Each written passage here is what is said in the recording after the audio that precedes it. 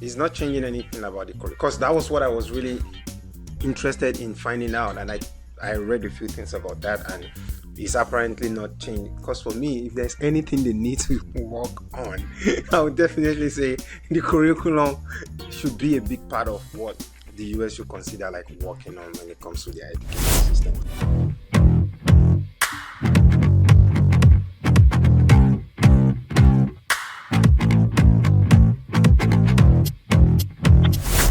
So basically, Donald Trump wants to shut down the entire Department of Education, say similar to what they did with USAID, saying we don't want it anymore. It's just a waste of taxpayers' money, and it's not doing what we think, what we expect it to do.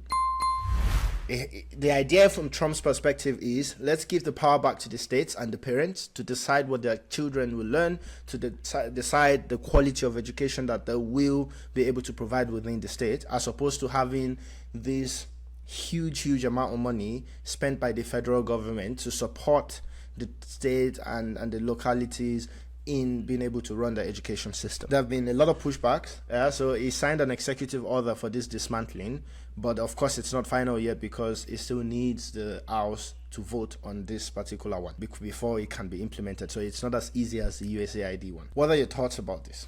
I mean, I'm not really sure what changed or what is changing with this new with the dismantling that he's doing.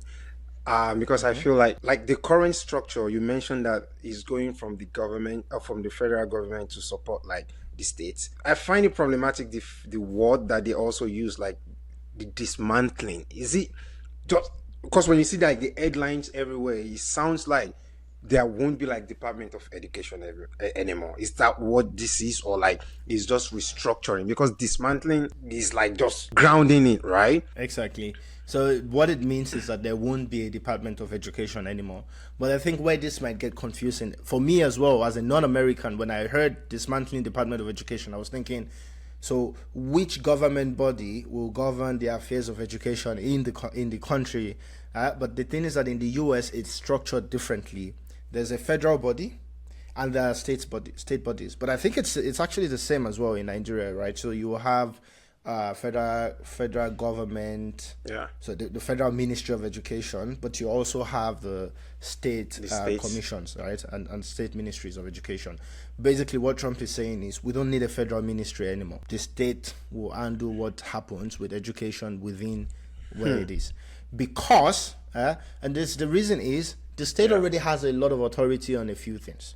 When you think about the system in Germany as well, the federal state, they have a lot of authority on particular things that they can do with education. So the influence of the federal government on the education system is not overwhelmingly strong. So the state actually has a lot of freedom with regards to how they run their system. And I think this is also the case in the US. So not all states are getting huge support from the Department of Education, right? So the way it's set up is the state still has a lot of autonomy, but then the Department of Education on the federal level tries to support smaller states, poorer states, in trying to create equity with the type of quality of education that you provide in those type of states.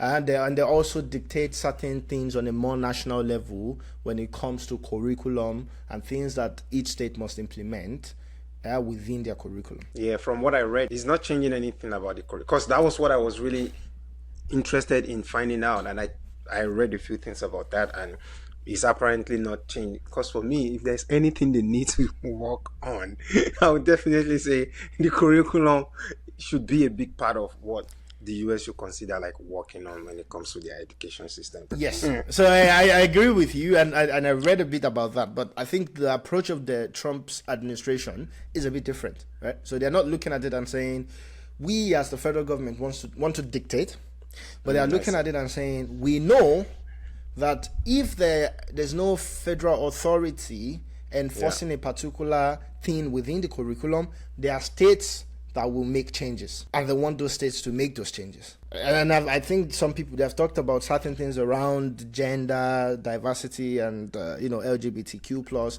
and those things in the education system. They believe that some states can now decide not to have that in their system because there's no Department of Education forcing them to do so. Yeah. That's a problem. It is a problem, right?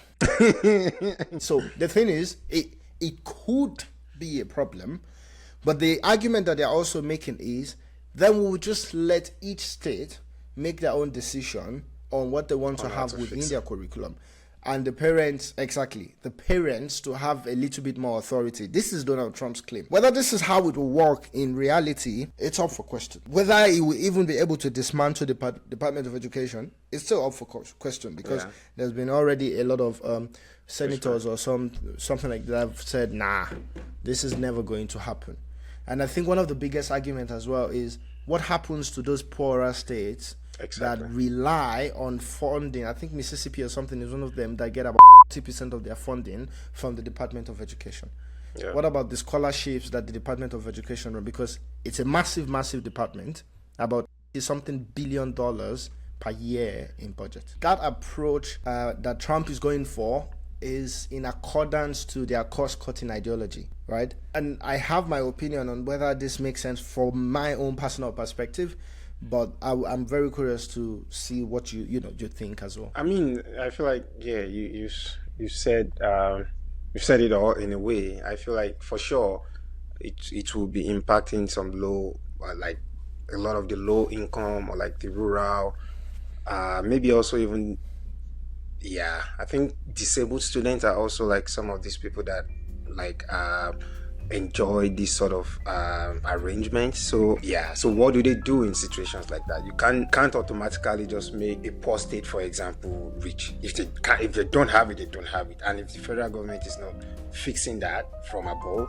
so what then is the way out for like states like that? So yeah, I understand where they are coming from, but it's still the same ideology of running US as a business or as a company. But I think this would have a lot of unintended consequences. Yeah.